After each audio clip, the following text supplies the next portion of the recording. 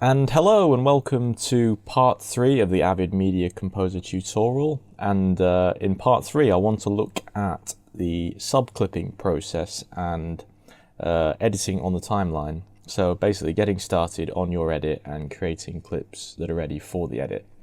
So I've gone ahead already and created my audio and video rushes bins and imported a load of different video clips into my video rushes bin.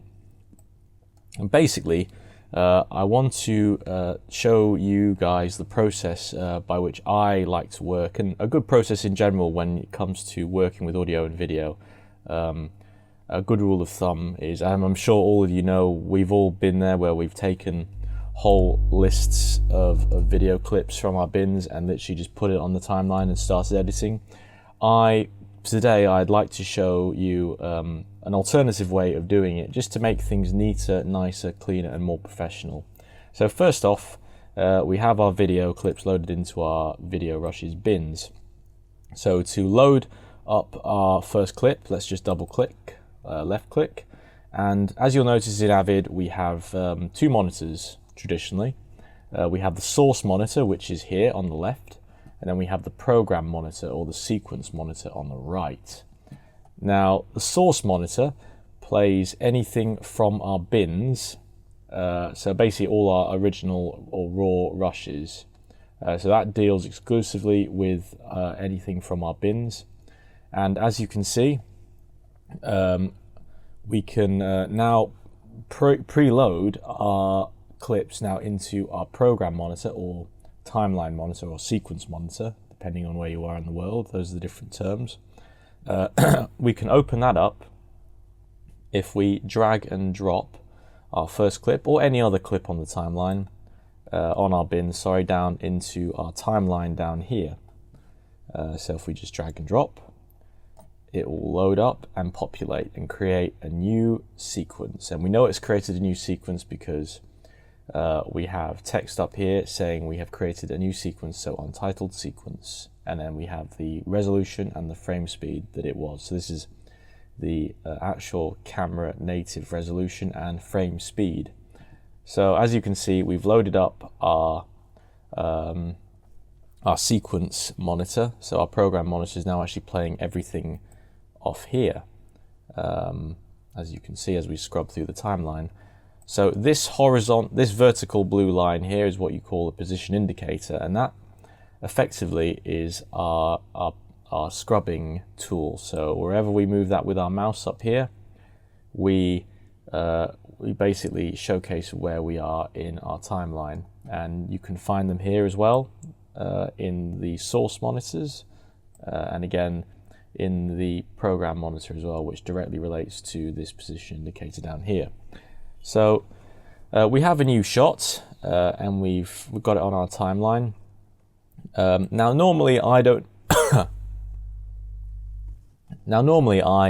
What I prefer to do first is actually go back a step, and as you noticed, we actually have, as we've created this new video, it's actually created a new sequence timeline, which is this thing here.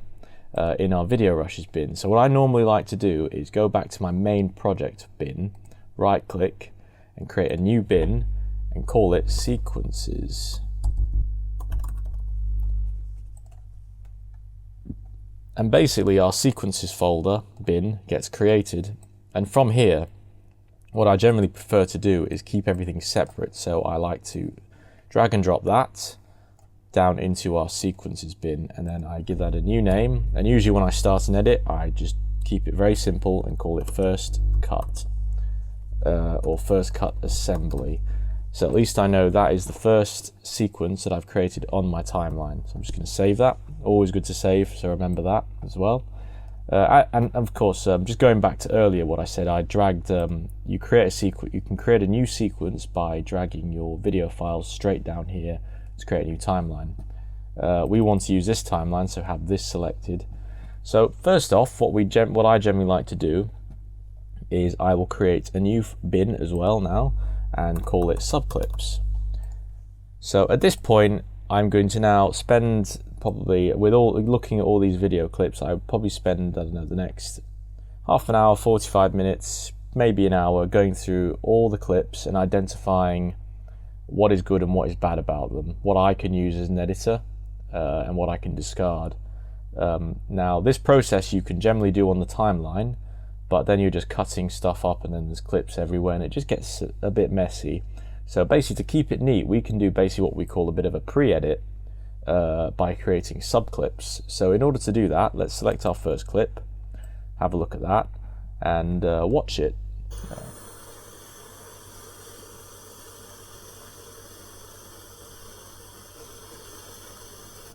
I do apologize for the camera sound there, but as you can see, we've previewed that, and we've got all this footage at the beginning where obviously the camera's just setting up for the shot, and as you notice, it was a pan from left to right. I really like that, but the shot only really works from about here, so let's just identify that moment. So from about here. Now, at this point, I'd probably give it a bit of a leeway there.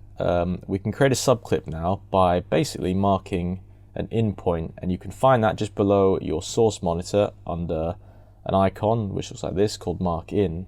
You create that, and now you can basically put your cursor over the window and then drag that clip into the subclips folder, and here you go, we've created a new subclip. And we know it's a subclip because it's given the name of our footage, our file name, and it's given a .sub01 suffix on the end. So now we know that this is a subclip.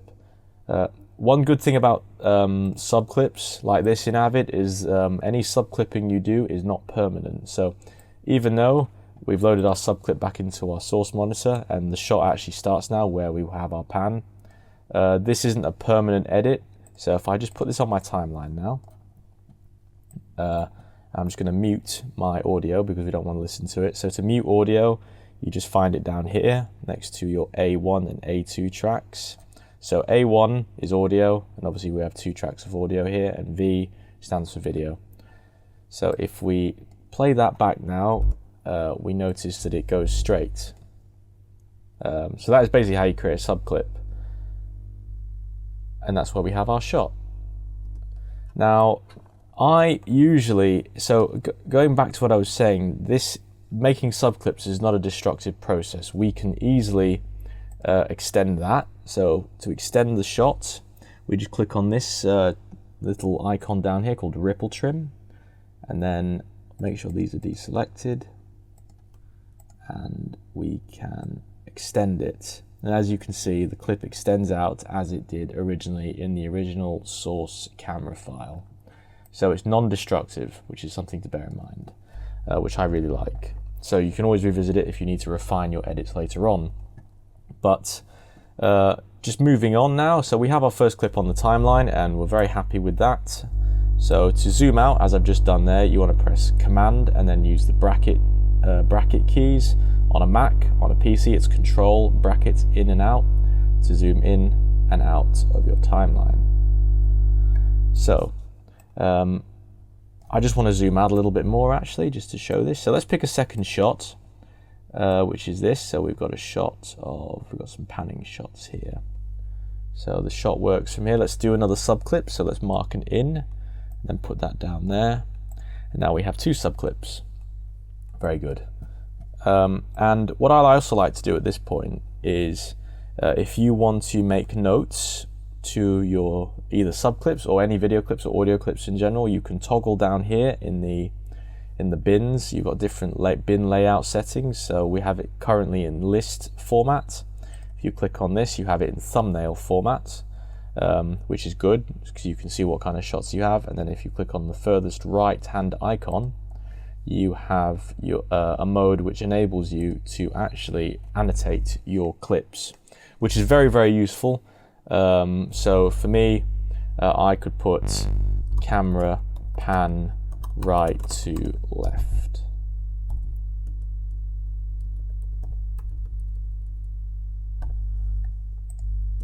Along glasses. So that would work for me, and I could remember that, and I can basically create history. So right now I would repeat this process of my subclipping all the way through my video rushes until I've got a nice set of subclips which generally have all of the camera errors cut out of the files basically. And then from there I can drag these clips onto my timeline and begin the actual cutting process. So thank you very much for watching. Take care and bye bye.